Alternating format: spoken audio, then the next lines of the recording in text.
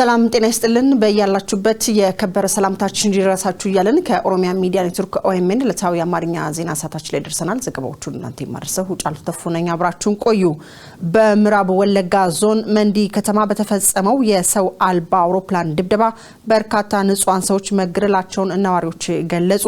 ጥቃቱ በትናንትናው ዕለት መነሲቡ ወረዳ መንዲ ከተማ 3 ቦታዎች ላይ መፈጸሙን የአይን እማኞች ለኦኤምኤን ተናግረዋል። ዝርዝራለን። የመንዲ ከተማ ነዋሪዎች ለኦኤምኤን በሰጡት አስተያየት በከተማዋ በትናንትናው ዕለት ከቀኑ 8 ሰዓት ገደማ መንግስት የአየር ድብደባ በንጹሃን ዜጎች ላይ ፈጽሟል ብለዋል። በምዕራብ ወለጋ ዞን መነሲቡ ወረዳ መንዲ ከተማ በደረሰው የድሮን ድብደባ የበርካታ ንጹሃን ህይወት መጥፋቱን የገለጹት ነዋሪዎች በጥቃቱ ብዙ ሰዎች መቁሰላቸውን አክለዋል። ታዲያን ሆልቀውቱ ናኖ ማዞሪያ መርፈተ ዳለቲ ዱጀለሙቲ ድሮኔኒ ታዲ ተዋውላ ካውካና ሰዲ ተውግዱት ከነሸንፍቴ ወመዳኖ ሳራውቱ ካናሽንፍቴ ባቴ በጥቃቱ ህይወታቸው ያለፈውና የቆሰለው ያልታጠቁ ሰላማዊ ዜጎች መሆናቸውንም ነዋሪዎች ለኦኤምኤን ገልጸዋል። የድሮን ድብደባው በከተማዋ በተለያዩ 3 ቦታዎች ላይ መፈጸሙን የገለጹት የአይን እማኞች በገበያ ስፍራ ላይ ከደረሰው የአየር ድብደባ በተጨማሪ መቀዳለቲ ተብሎ በሚጠራው አካባቢ የከተማው አስተዳደር መስሪያ ቤቶች በሚገኙበት ስፍራም የሰው አልባ አውሮፕላን ጥቃት መፈጸሙን ገልጸዋል። እንዲሁም ጥቃቱ በመንዲ ቀበሌ 02 መናሪያና ቴሌ ተብሎ በሚጠራው አካባቢ መፈጸሙን ነው የገለጹት። ቀኑ የገበያ ቀን በመሆኑ በገበያ ላይ የተፈጸመው ድብደባ ለአያሌ ሰዎች መገደል ምክንያት እንደሆነም ተናግረዋል። የአየር ድብደባውን ተከትሎ አብዛኛው የከተማ ነዋሪ በስጋት ወደ ጫካ መሸሹን ምንጮች ገልጸዋል።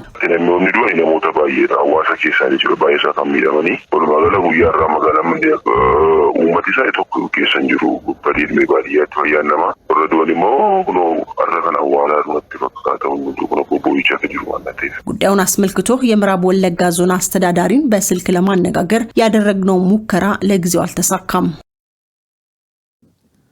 በኦሮሚያ ውስጥ እየተደረገ ላለው ጦርነት መንግስት ድሮኖችንና ሌሎች የጦር አውሮፕላኖችን መጠቀሙ ጦርነቱ ለመወሳሰቡ አመላካች ነው ተባለ።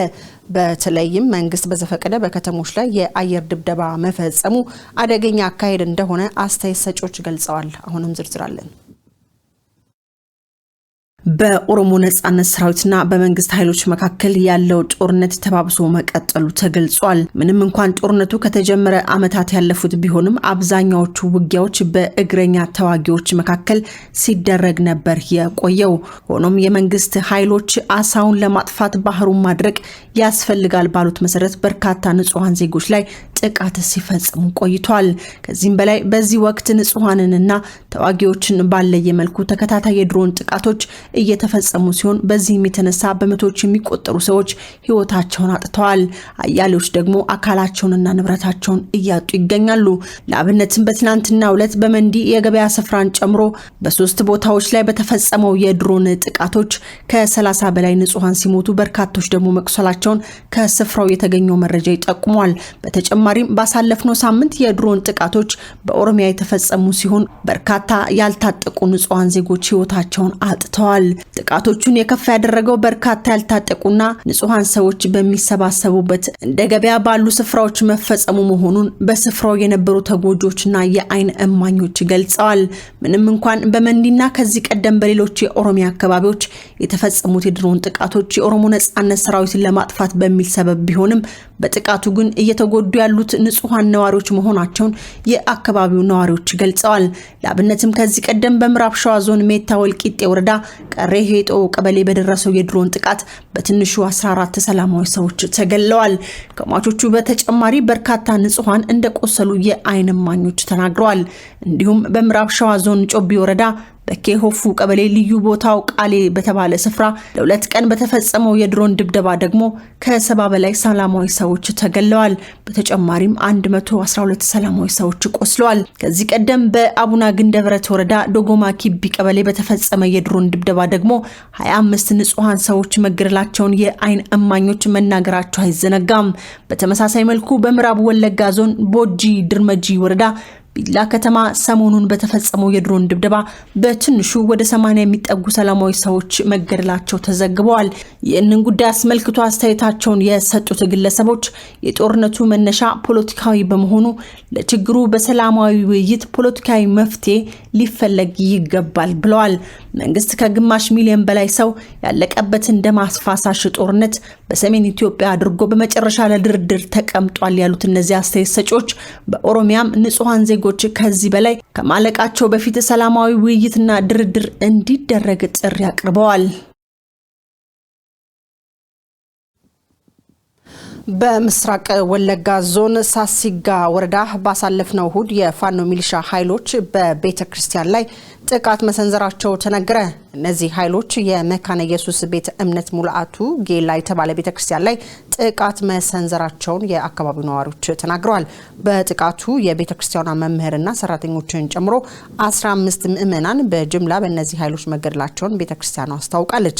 በጸሎት ላይ በነበሩ በእነዚህ ንጹሃን ላይ የተፈጸመው ግድያ ተከትሎ የነቀምቴ መካነ ኢየሱስ ቤተክርስቲያን አማኞች ለኢትዮጵያ የመካነ ኢየሱስ ቤተክርስቲያን አማኞች ፕሬዝዳንት ቄስ ዶክተር ዮናስ ይገዙ ደብዳቤ ጽፏል። የነቀምቴ መካነ ኢየሱስ ቤተክርስቲያን አማኞች በጻፈው ደብዳቤ ለምዕመናኑ ጥበቃ ይገባቸዋል ነው ያለው።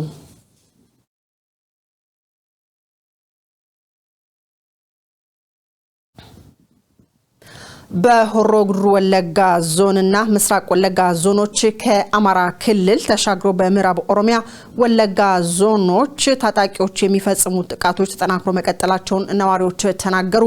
በጥቃቱ የንጹሃን ህይወት ማለፉን ቀጥሏል ያሉት ነዋሪዎቹ ከሁለት ቀን በፊት አቤ ዶንጎሮ ወረዳ ቱሉ ገናና ኤጀሬ በተባሉ ቀበሌዎች በተሰነዘሩት ጥቃቶች የብዙ ሰዎች ህይወት መጥፋቱን ተናግረዋል።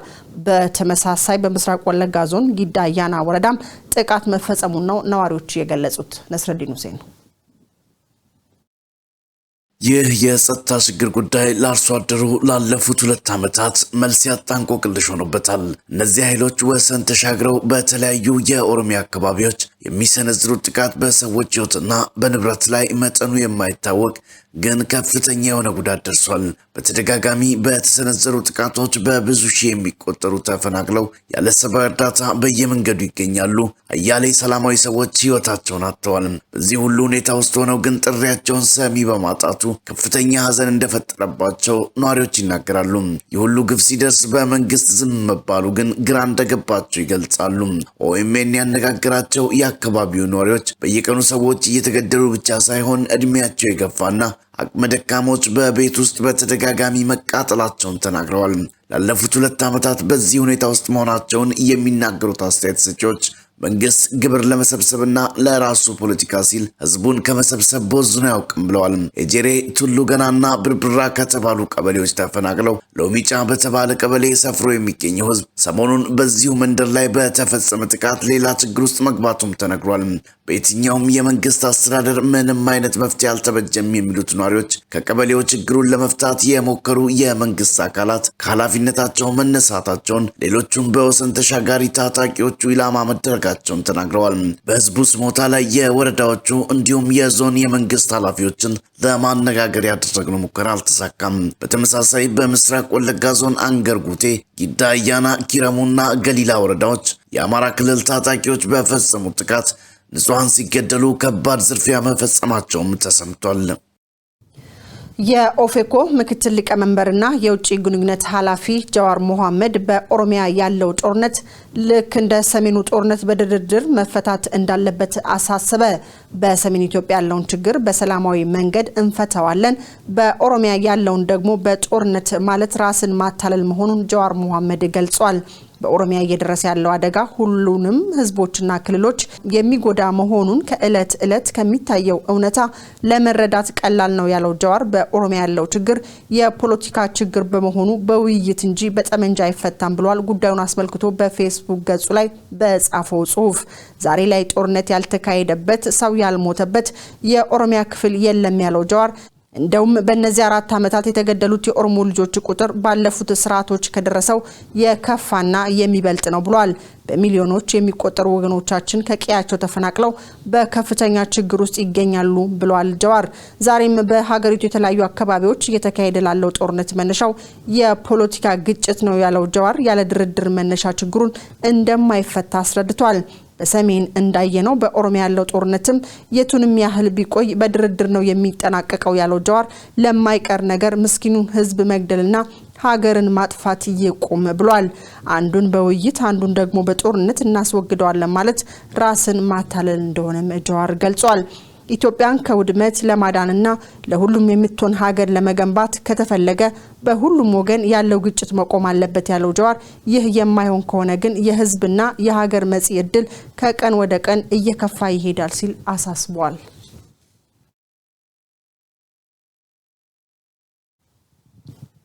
በመጨረሻም በኢትዮጵያ መንግስትና ህዋት መካከል ባሳለፍነው ሳምንት በደቡብ አፍሪካ ፕሪቶሪያ የሰላም ስምምነት ከተፈራረሙ በኋላ በናይሮቢ የቀጠለው ንግግር እስከ አርብ ሊቆይ እንደሚችል ተነገረ። በሁለቱም ወገኖች ከፍተኛ ወታደራዊ አመራሮች አማካኝነት በኬንያ መካሄድ የጀመረው ንግግር ትናንት ረቡዕ ይጠናቀቃል ተብሎ ሲጠበቅ ነበር። የበንዲ እንዳለ በፌደራል መንግስቱና በህዋት መካከል ባለፈው ሳምንት ዘላቂ ግጭት ማቆም ስምምነት ቢደረግም ወደ ትግራይ ክልል ምግብም ሆነ መድኃኒት እየገባ እንዳልሆነ የዓለም ጤና ድርጅት ገለጸ። የተባበሩት መንግስታት ድርጅት የኢትዮጵያ መንግስት በትግራይ ክልል ረሃብን እንደ ጦር መሳሪያ ይጠቀማል ሲል የሚወቅስ ሲሆን በተጣለው እገዳ ምክንያት 90% የሚሆነው የክልሉ ህዝብ አደጋ ላይ ወድቋል። ምንም ነገር እየገባ አይደለም ሲሉ የዓለም ጤና ድርጅት ዋና ዳይሬክተር ዶክተር ቴድሮስ አድሃኖም ተናግረዋል። የግጭት ማቆም ስምምነቱን ተከትሎ ወዲያውኑ ምግብና መድኃኒት ወደ ክልሉ ይገባል ብዬ እየጠበቅኩ ነበር ያሉት ዳይሬክተሩ ይህ ሁኔታ ግን እየታየ አይደለም ነው ያሉት።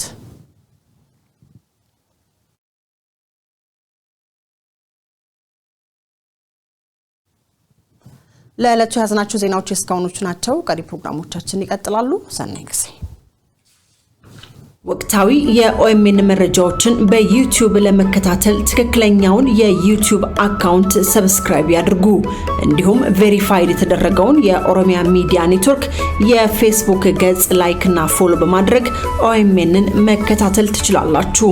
በትዊተር ላይ ደግሞ @ኦሮሚያ ሚዲያ ብላችሁ ቲዩት ብታደርጉ ኦኤምኤንን ታገኛላችሁ። ወቅታዊና ትክክለኛ መረጃዎችን ለማግኘት ኦኤምኤንን ይከታተሉ። ኦኤምኤን